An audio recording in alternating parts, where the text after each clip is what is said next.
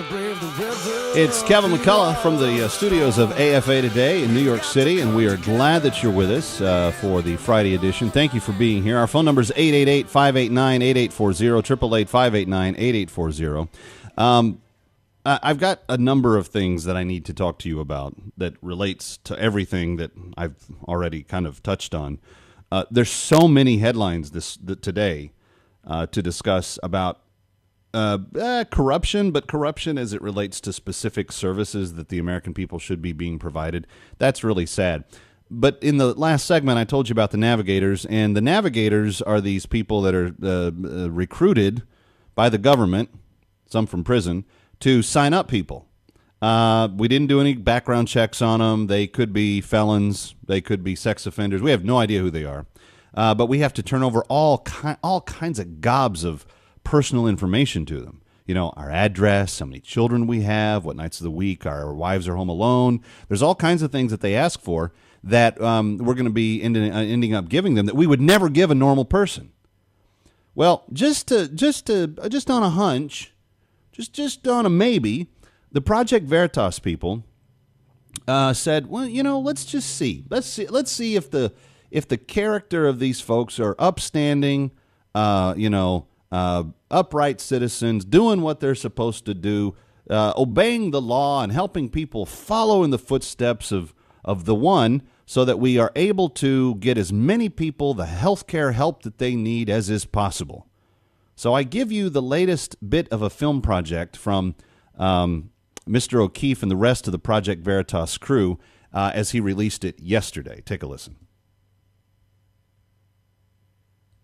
Enter Project Veritas Group. It sent an undercover person to the National Urban League offices in Dallas and Irving, Texas. Lie, because your premiums will be high. Okay. I always allow, man. Okay. Don't get yourself in trouble by declaring it now. Exactly. Yeah, it didn't happen. Yuck, yuck, yuck, huh? Some have said that our first report was an isolated incident. So Juan, how about these Navigators, huh? Everybody's on board. We don't want any corruption, but so far there's no corruption. All we have is everybody who doesn't like it, who really wants to, right, kind of subvert Obamacare, jumping on anything they can find. Juan, we just showed you corruption. I said, oh, come on, that's so small, Bill. Come on. But it wasn't isolated. We found even more navigators telling us how to defraud the IRS. Stuff like that, to get a lower premium, I wouldn't include it. If I was cutting grass on the weekends and they were just giving me money, that's my money. Yeah, exactly. So, that's my money. That's my money. If you were to go with the silver plan, the lowest one that I see on here right now, it's for you and your son, it's $469 a month. My Republican friends, and they hate this, and they said that they would go into my bank account. No. And find out about I hang wallpaper on the side, and people usually pay me cash. Oh, no. I mean, if you don't report that, then no. Do you report this on your taxes? No, I don't report them. Don't worry. All right, so there you have it. That's just snippets of at least 5 different navigators, all of them telling people that came undercover. They didn't know who they were, but they told the person that came undercover, you just don't report that amount of income. You'll qualify for more subsidies. And then even on the screen, if you were watching on the American Family Channel, there were a number of dollars of coverage and subsidies that they were receiving from the taxpayers that indicates what they were able to get. Friends, how long has this program been in operation? We've already got people jimmying the system. And that's just in one city. And Juan Williams, well, that's just one place. No, it's not. You think what do you think? That's the only place that's going on? Honestly? So, and this is the second film that Project Veritas has released in the last week, showing multiple navigators instructing the people to lie, telling people that they don't have to report the income that they're supposed to be reporting to qualify for certain amounts of coverage, et cetera, et cetera. I said this earlier. I think I said it on Monday. Anytime you ask the government to solve a problem, you are always picking the least efficient and usually the path of least integrity to fix the problem. Why? because it's not their money. They don't view it as their money. They view it as your money. They view it as the big piggy bank that the taxpayers are, and they just go in and they just get and they take, and they don't think about the consequences. It's all about what I get from me right now. Friends, all of that has pain for the American people. And now the panic sets in Washington. Everyone's trying to fix it. They don't know what to do. The president goes out and says, "Well, I'm just going to change the law." Anybody remember that Schoolhouse Rock video when we were all like 10, how a bill becomes a law? I found that on YouTube last night. I posted it on my Facebook page this morning. It's hilarious. I feel like I need to send it in an email to the president and say, "Hey, watch this. This is how law actually becomes law." But then I heard a number of congressional reps interviewed this morning across different news sources, and one of the reasons that it is probably the truth that he didn't want to go back to Congress to change the law is because it would open up a whole opportunity to change the law in a whole bunch of other ways. So now he knows that this is an abysmal failure. But there is not anything that he's willing to do about it that follows what the legal and normal convention should be. Friends, what is this the making of? They issued an 800-word release yesterday from the Health and Human Services offices saying why they had transitional authority to use transitional clauses in lawmaking to adjust the laws. I don't know that. Where has that ever been proven? What court case has ever said, well, the executive can just come in and, just tinker with the words and for transitional purposes? What does that mean? How long is the transition? When does it end? When did it begin? Who decides? Friends, these are not rulers. They do not have this authority over us.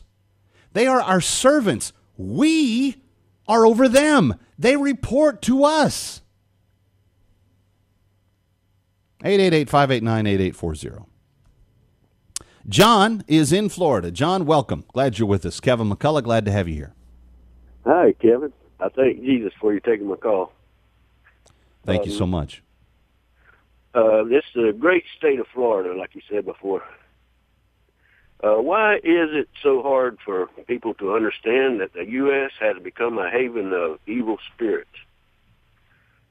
When you worship an idol, you get an evil spirit inside of you. When it comes inside of you and it gives you pleasure, that's like whoredom. In Revelations, it calls the United States the great whore that sits on many waters. It's talking about evil spirits. Even if you go back to Holaba and Hola and Holaba, her sister, it was talking about how she committed whoredoms. That's talking about how they worshiped the idols and committed whoredom with the idols and with the evil spirits. All the way through the Bible, that's all it talks about, is people worshiping idols, and that's the way they do today.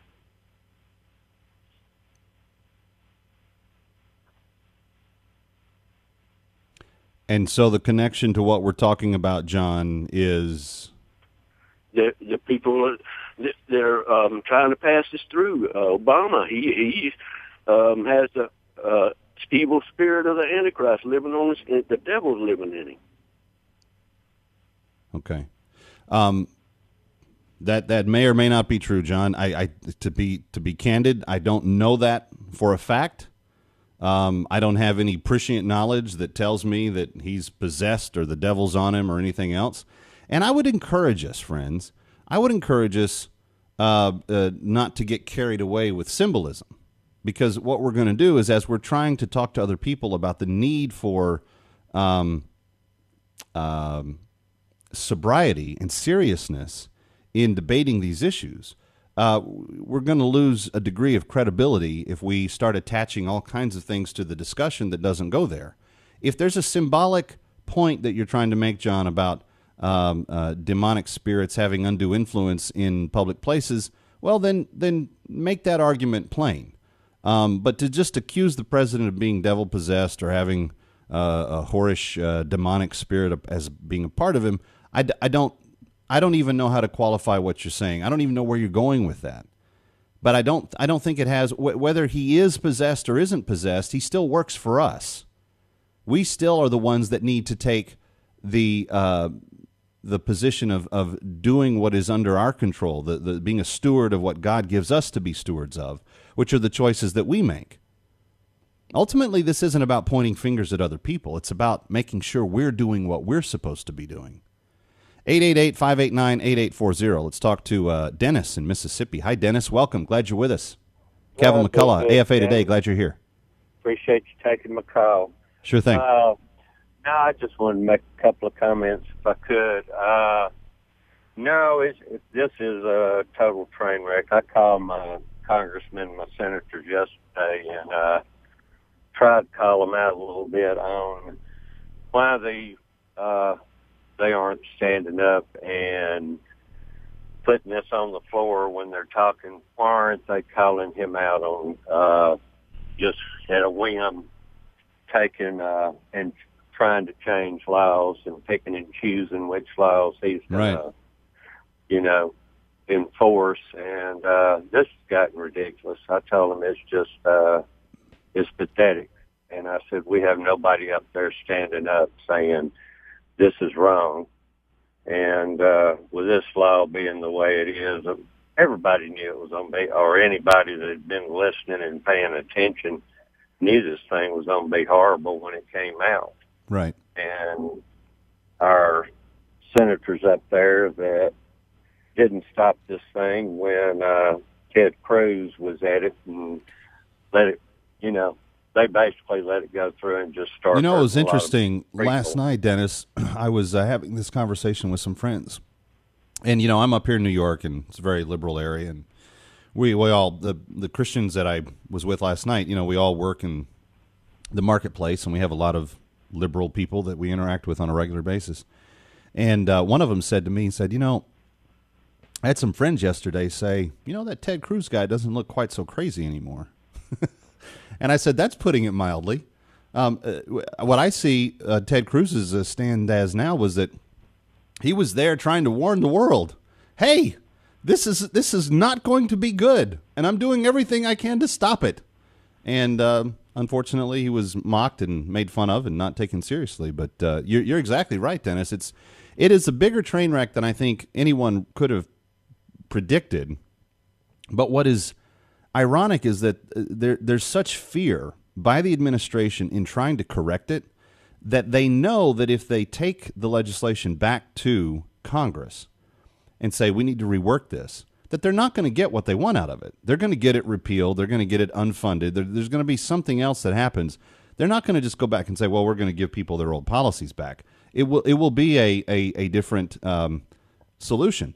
Now they're trying to pass these piecemeal bills now in the House and Senate that will address the issue of what this other thing was. But here's the same problem. Senator Landrieu wants to pass a bill from the Senate that will allow people to be given their old policies back from the insurance companies that canceled them. But she puts a clause in the bill where she doesn't want those insurance companies to then sell those policies to anyone else going forward. But what if that's what people want? This is what bothers me about the left. They are so insistent upon knowing what you need without consulting you. They are so insistent upon saying that Kevin McCullough, a male, needs birth control and abortion and mammograms and hysterectomies. I need to have coverage for me that covers that for me. I'm not going to have a sex change. I'm never going to have need for those things. Where do they come up with this? We don't know. It's some weird political imagination, place where they all sit around and discuss, but it's not reality. It's not the world you live in. It's not the world I live in.